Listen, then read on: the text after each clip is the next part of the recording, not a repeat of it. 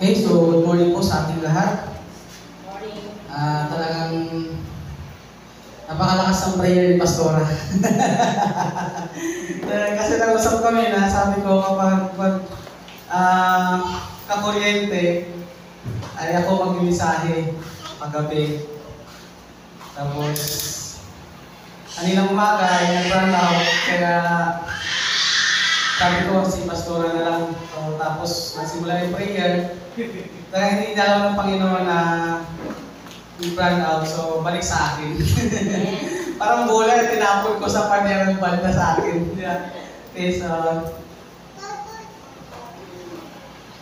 ngayong umaga po ay bago tayo magsimula, samahan niyo po muna ako sa ating panalangin. Panginoon, maraming salamat Ama sa umaging duga. Kayo na muna sa bawat sa ating Panginoon, sa ating Panginoon. Tayo po na sa bibigyan ko ng kalakasan, kakalimutin kami ng sa bawat sa ating Panginoon. Lord, patuloy namin dinadalangin sa aming gawain, simula hanggang sa matapos, Ama. Patuloy kami sa mga Panginoon. Tayo mga sa bawat sa ating Panginoon. Lahat ng gagamitin, Ama. Patuloy niyo, Panginoon, na ingatan po, Panginoon. Tulungan niyo bawat sa amin, Panginoon. Kung kami sa amin dalangin sa pangalan ni Jesus. Amen. Amen. Okay, so sa muli, magandang umaga po sa ating lahat. Okay, so bago tayo magsimula, sabihin mo muna sa katabi mo, asahan mo ang pagkilos ng Diyos. Yan. Okay? So ito po ay nakaraan, kaso lang ay brown out, kaya boses lang. So nais ko siyang ibalik para natin, kung baga talagang ma-emphasize, maganda kasi yung mensahe ng topic na ito, kaya kung baka gusto ko siya ibalik para ma-emphasize talaga natin kung ano yung ibig sabihin. Diba? Para maintindihan talaga natin. Kasi nakaraang week ay brown out. So ngayon ay hindi na lang ng Panginoon na tayo ay brown out. So kaya pinabalik niya yung kuryente. Salamat Lord. Yan, so itang po ha, iiyamin na natin sa akin.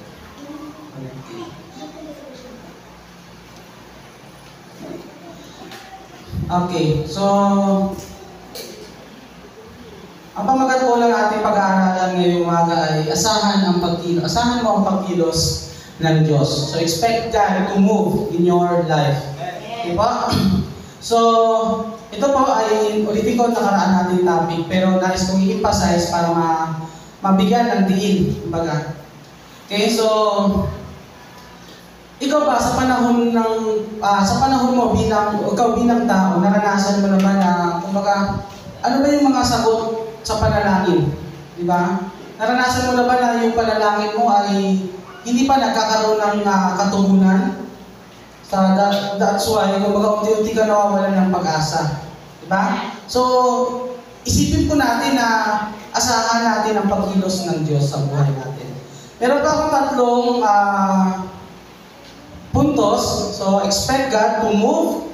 Ito po yung top. So, the first one, yung letter T, tune your ears to God. Yung letter O, obey by taking the first step. And then yung letter P, place your trust in God. Expect God to move. So, tune your ears to God. Ibalik po natin yung ating pandinig o ating paningin sa Panginoon. Okay, sabi sa Genesis 22, 1 hanggang 2, pagkalipas ng ilang panahon, sinubok ng Diyos si Abraham. Tinawag siya ng Diyos, Abraham, narito po ako, tugon naman niya. Sinabi sa kanya, isama mo ang kaisa-isa at pinakamamahal mong anak na si Isaac at magpunta kayo sa lupain ng Moriah. Umakyat kayo sa bundok na itutulog ko sa inyo at ihahandog nyo sa akin. Diba? So talagang kung titignan natin si Abraham, talagang naka-tune in siya sa Panginoon. Diba? Kung nung pagtawag sa kanya, diba? So nung pagtawag sa kanya, ang sabi, diba? Sinubok ng Diyos si Abraham, tinawag siya Abraham. Kaya ang sagot agad niya ay, narito po ako. Okay? So sa atin ba bilang isang Kristiyano, okay? Tayo ba ay laging ready kapag tinawag ng Panginoon? Di ba? O marami tayong mga alibay. Okay? So alam natin na si Abraham talagang, kung titignan natin si Abraham ay isang ordinaryong tao lang katulad natin. Wala naman siya kapangyarihan. Di ba? May ulo, may pag, So mula nung ginamit siya ng Panginoon, doon nakita yung kaluwalhatian ng Panginoon sa kanya. Di ba? So alam ng Panginoon na talagang yung puso ni Abraham nakatuon. Yung kanyang paningin ay naka-tune in sa, yung kanyang pandinig ay naka-tune in sa Panginoon. Di ba? Hindi na inalaw ng Panginoon na ipadaan kay Sarah. Di ba? Hindi niya na kinausap si Sarah na sabihin, Sarah, hanapin mo ang iyong asawa. Si Sarai, kasi hindi pa siya naaanon, di ba? So, ganun po, di ba? Hindi niya rin pinadaan pa kung kaninong alipin, kundi talaga mismong kinausap niya si Abraham. Dahil alam niya na si Abraham, ang sagot lagi ay, narito po ako. Okay? So, kumbaga, ganun yung presence ni Abraham pagdating sa Panginoon. Okay? So, sabi dyan, isama mo ang kaisa-isa at pinakamamahal mong anak na si Isaac. At magpunta kayo sa lupain ng Moriah. Umakyat kayo sa bundok na ituturo ko sa inyo at ihandog mo siya sa akin. Okay? So, talagang alam ni Abraham na boses ng Panginoon yung kanyang tumawag sa kanya. Dahil nga na nakatuon yung kanyang pandinig sa Panginoon. Diba po? So, sa atin kasi bilang Kristiyano, dapat alamin natin kung boses pa talaga ng Panginoon ang tumatawag sa iyo. Diba? Kasi alam naman natin na ang kaaway talagang gagawin ang lahat. Diba? Gagawin ang lahat kahit saan ka man o kung ano ka man. Gagawin ang lahat para siya ay magtagumpay. Amen. Diba? Ang kaaway minsan nagbuboses anghel. Diba? Actually, mas patalino ang kaaway ngayon diba? Kasi talaga ang kaaway ngayon, hindi yan magpapakita ng mukha ni Satan, di ba? Magpapakita yan na parang malaanghel, di ba? Parang papakita na siya yung magliligtas at the end pala ay hindi. Kaya dapat alam natin yung boses ng Panginoon, di ba? So nung tinawag si Abraham, alam niya. Kaya ang sagot niya ay, narito po ako, di ba? Yun ang pagkasagot niya. Sabi sa Hebreo 5:12, dapat mga tagapagturo na sana kayo dahil sa matagal na kayo sa pananampalataya. Ngunit hanggang ngayon ay kailangan pa kayong turuan ng mga panimulang aralin tungkol sa salita ng Diyos. At tulad pa rin kayong mga sanggol na nangangailangan ng gatas dahil hindi niyo pa kaya ang matigas na pagkain. So nais po ng Diyos na tagapagturo na tayo ngayon. Diba? So, hindi po ito mangyayari kung hindi po tayo nagbabasa ng salita ng Panginoon. Di ba po? So, ano ituturo natin? Di ba? Kung tayo mismo ay nahihirapan or ayaw magbasa ng salita ng Diyos. Di ba? So, maraming paraan para kausapin ka ng Diyos. Pero yung pinaka-the best na paraan para kausapin ka ng Panginoon ay ang pagbabasa ng Kanyang salita. Dahil sabi sa John 1:1, di ba? Nang pasimula ang Diyos ay salita at ang salita ay Diyos. So, kung gusto mong kausapin ng Panginoon, salisikin po natin yung talagang kanyang mga salita. Diba? Sabi dito, sayang Ang sabi dito, tagapagturo na sana tayo ngayon. Pero anong nangyayari sa atin ngayon? Diba? Parang nagsisimula lang tayo sa una ulit para tayo sanggol. Diba? So, 2,000 years ago, 2,000 taon na yung nakakalipas, itinuro sa atin ng Panginoon kung paano maging ganito, paano maging ganyan. Pero tayo ngayon parang nagsisimula pa rin lang. Diba? So sayang. So siniksikin po natin na tayo ay maging tagapagturo na ng salita ng Panginoon. Diba? So, yan. Okay? So, ganon. So katulad po ng dito, ng si paring Eli. Di ba? Ang anak ni Eli. Okay? So, ito po yung anak ni Eli.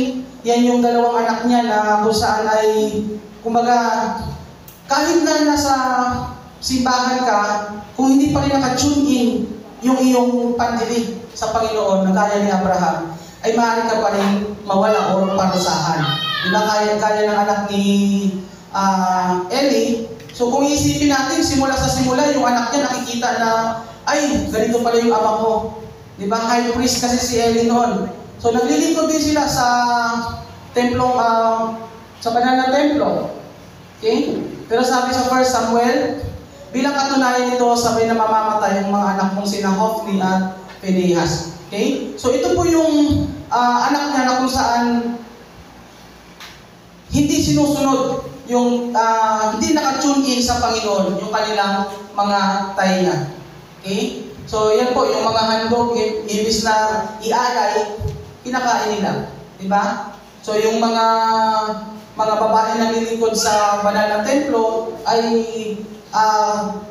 ginagalaw nila. So ganun, di ba? Kaya hindi assurance na kumbaga kahit na nasa simbahan ka, pero kung hindi pa rin naka-tune in at hindi mo pa rin kinakausap ang Panginoon, maaari ka pa rin magkaroon ng consequences gaya ng ginawa kay Hofni at Phinehas. See? Kaya kumbaga huwag po nating i-assurance. Ang pinaka-assurance pa rin po ay yung pakikipag-usap natin sa Panginoon. Diba? Ito kasi nakakalungkot eh. Diba yung senaryo na isa silang, lumaki sila sa relihiyon, diba? Pero wala silang relasyon sa Panginoon. Ang pinaka-labis pa rin ay relasyon sa Panginoon. Pero, kapag ikaw ay, kumbaga araw-araw na ginagamit ng Panginoon, unti-unti yung relasyon mo sa Panginoon ay lumalapit. Okay? So, ganun po. Yan. So, yan, tulad yan. Diba? So, yung mga alay. Sabi po ni Paul Tillich, sabi niya, the first duty of love is to listen. Okay? Kung mahal po natin ang Panginoon, ay makinig po tayo sa kanyang mga salita. Basahin po natin ang kanyang mga salita. Di ba? So, hindi kasi assurance yung pagsiserve. Ang the best pa rin talaga yung kanyang mga salita at yung pagbasa ng kanyang mga salita. Kahit sobrang busy tayo sa work, gawan natin ng time. Di ba? So, make possible time na kung saan ay makakapagbasa tayo ng salita ng Panginoon. Okay po?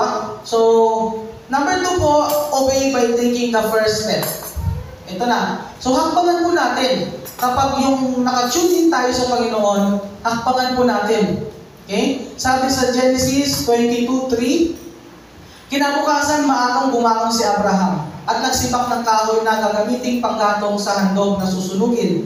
Inihanda niya ang asno at umalis kasama si Isaac at ang dalawang aliping lalaki papunta sa lugar na sinabi ng Diyos sa kanya.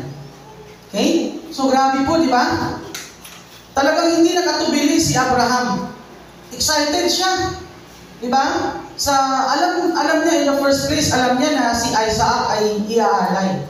Di ba? Pero hindi siya nakatubili. Sabi diyan, maagang bumangon si Abraham. Excited talaga siya. Di ba? So, inihanda niya ang lahat.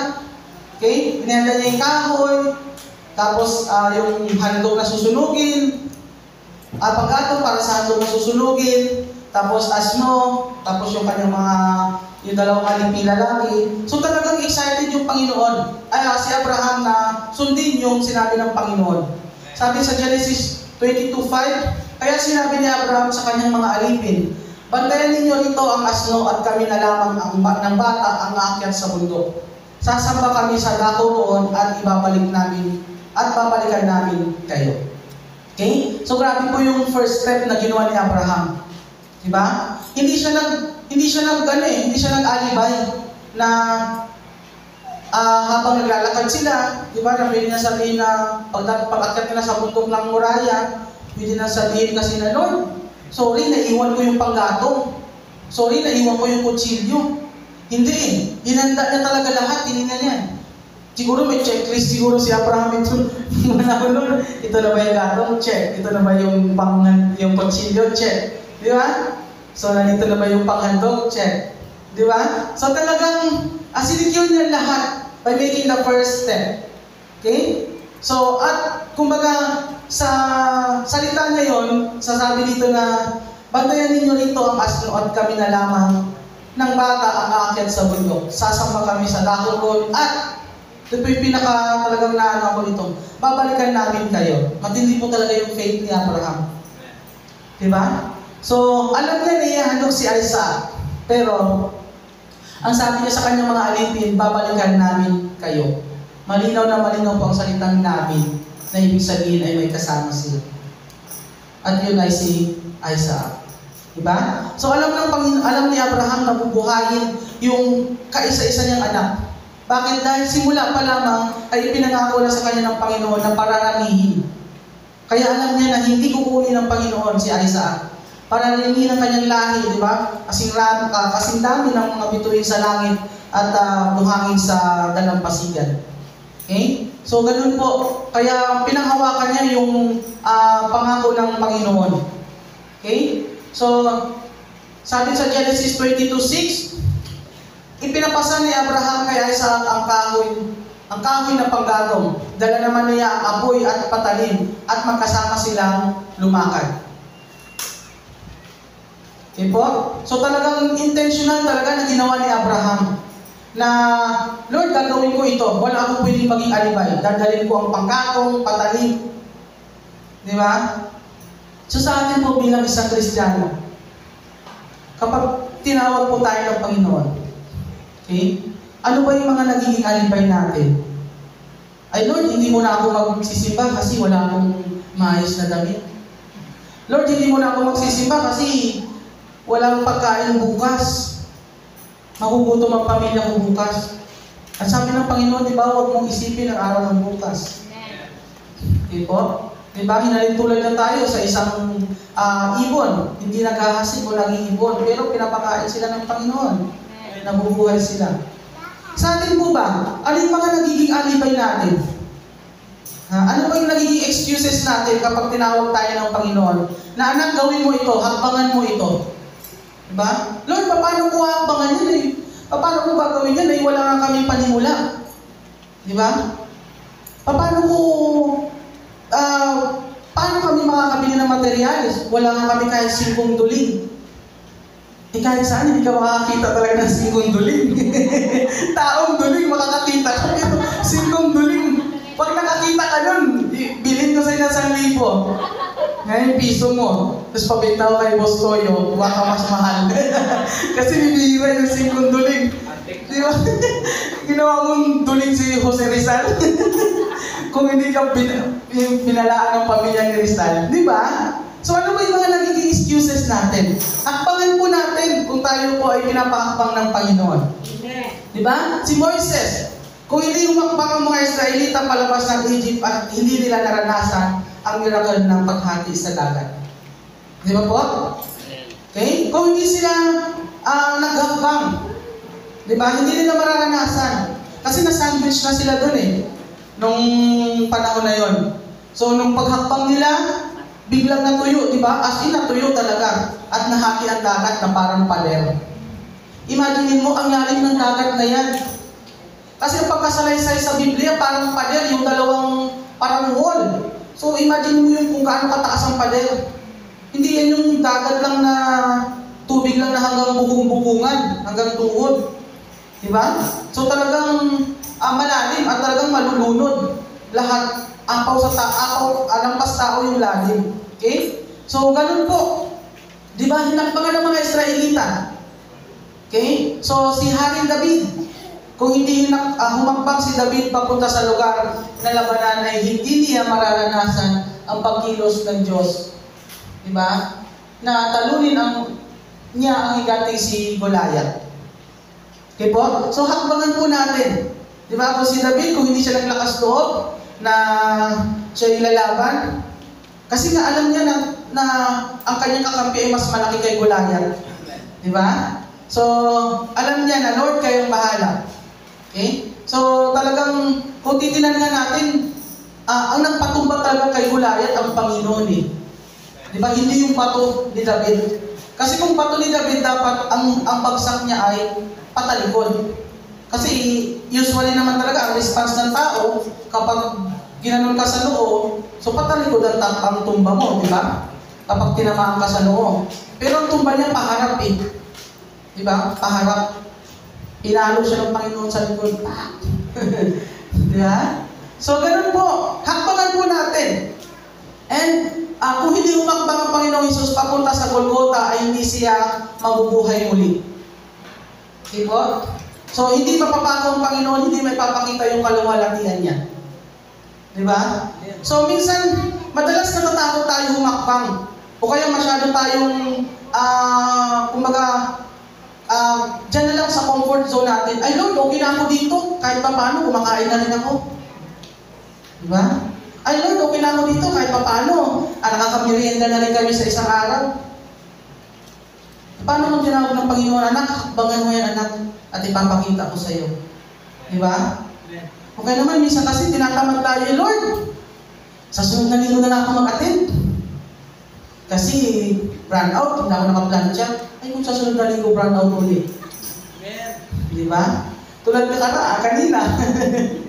Brand out, sabi ko, si Pastor ang mag-ano, kasi mag-preach kasi, brand out. Naka-PowerPoint sa akin. Pero hindi na lang ng Panginoon. Di ba? So, hindi mo natin mararanasan ang pagkilos ng Panginoon kung hindi tayo gagawa ng hakbang. Amen. Di po?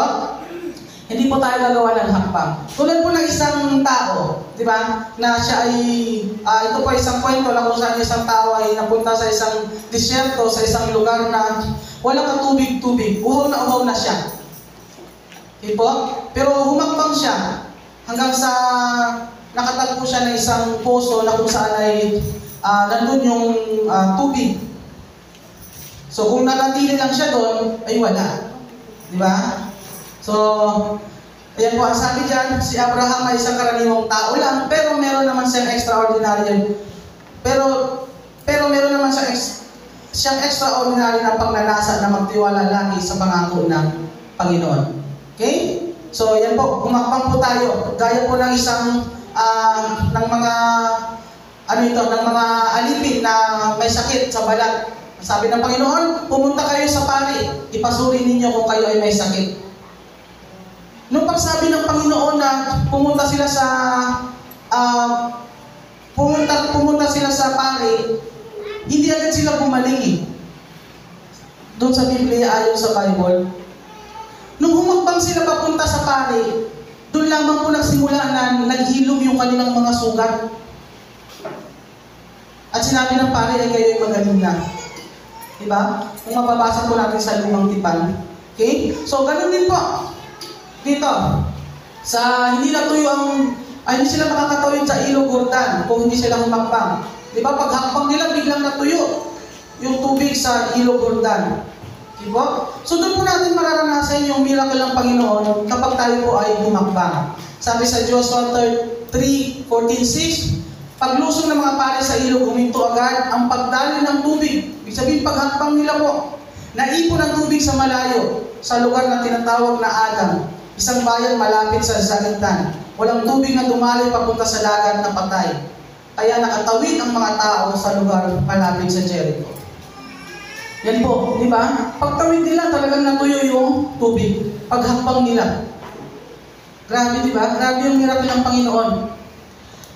Talagang sinasabi niya na, maniwala ka anak, bago ko ipapakita sa iyo. Di ba? Huwag po tayo maging, kumbaga, to see is to believe na tao. Believe first po tayo before you see. Di ba sabihin mo, ay, magbabasa ako ng Biblia at gagawin ko ang devotion ko kapag medyo maluwag ng oras ko. Di ba? Ay, magbibigay ako ng mas marami kapag mas marami na ang tinatanggap ko. Huwag po natin kondisyonin ng Panginoon. Di ba, Lord, magta-text ako ng malaki kapag pagpalain mo ako. Di ba? Ay, patatawarin ko siya, pero hindi pa ito ang tamang panahon. Lord, patatawarin ko yung kapatid ko na nagkasala sa akin, pero siguro sa tamang panahon na. Amen. Hindi po. Hakbangan mo po. Ikaw mismo. Huwag mo i-kondisyon ng Panginoon. Di ba? So kung meron kang kaalitan o kagalit, hakbangan mo po. Di ba? Kaya sabi ng Panginoon, kung ikaw ay sasamba sa kanyang templo, ngunit may kagalit ka, bumalik ka muna, ayusin mo bago ka sumamba. Amen. Di ba? Yun yung kanyang sinasabi. Kasi hindi nakaalan yung puso mo sa Kanya. Di ba? Lord, maglalaan ako ng mas maraming oras sa pamilya ko kapag medyo kumunti na ang trabaho. Okay? So, wag po natin i-excuse at gawin yung mga reason na parang kumbaga inaano pa natin ang Panginoon. Okay? Sabi din, the journey of 1,000 miles begin with one step. Hindi ka makakarating sa iyong parurungan kung hindi ka hahakbang. Okay? At sa iyong, habang nag-journey ka, okay? Habang ikaw ay lumalakad, hayaan mo lang kung ano man yung mga patikos sa iyo. Di ba? Hayaan mo lang kung ano man yung mga tahol ng aso sa paligid. Kasi kapag habang lumalakad ka, kapag tumahol na isang aso at papatuhin mo, baka maubos ng oras, hindi ka pa makakarating sa iyong parurungan. Di ba? Baka tumanda ka na, baka abutin ka na ng 100 years, di ko abutin pa. Di ba? Hindi ka na makakarating sa pangako ng Panginoon sa iyo. Kung araw-araw or linggo-linggo kapag may tumahol na aso habang ikaw ay naglalakad, babatuhin mo rin. Diba? So, hayaan na po natin habang tayo ay nag-journey na may tumatahol na aso. Pero pag si Abu yung tumahol, kagatin kayo niyan. Diba po? Hayaan na po natin. Okay? And last, place your trust in God. Sa ating pong paghakbang, ipakita po natin yung tiwala natin sa Panginoon. Diba? Sabi sa Genesis 22:7, tinawag niya Isaac ng pansin ng ama. Ama, ano iyon? Tinawag ni Isaac ang pansin ng ama. Ama, ano iyon anak? Tugon ni Abraham. Mayroon na tayong apoy at panggatong, ngunit nasaan tupang ihandog, tanong ni Isaac. Sumagot si Abraham, anak, ang Diyos ang magbibigay niyon. Kaya nagpatuloy sila sa paglalakad. Grabe yung tiwala ng Panginoon, ni Abraham sa Panginoon. Di ba po? Grabe yung trust niya. Anak, sabi dyan, ang Diyos ang magbibigay niyo. Okay? So pagsabit nila sa lugar na itinuro ng Diyos, gumawa ng altar si Abraham. Inayos niya sa ibabaw nito ang panggatong at ihiga si Isaac matapos gapusin nang sasaksakinan niya ang bata. So, doon na natin makikita na talagang matindi yung tiwala ni Abraham sa Panginoon. Grabe, ano? Diba? So, sabi sa Mateo 6:33, kaya unahin ninyo ang magpabilang sa kaharian ng Diyos at ang pagsunod sa kanyang kalooban at ibibigyan niya ang lahat ng pangangailangan niya sa iyo. Magtiwala po tayo sa Panginoon. Unahin po natin ang kanyang kalooban. Diba? At ibibigay niya yung lahat ng ating mga pangangailangan. Sabi po dyan, lahat. Okay? So, simula noon, nung pagbigay,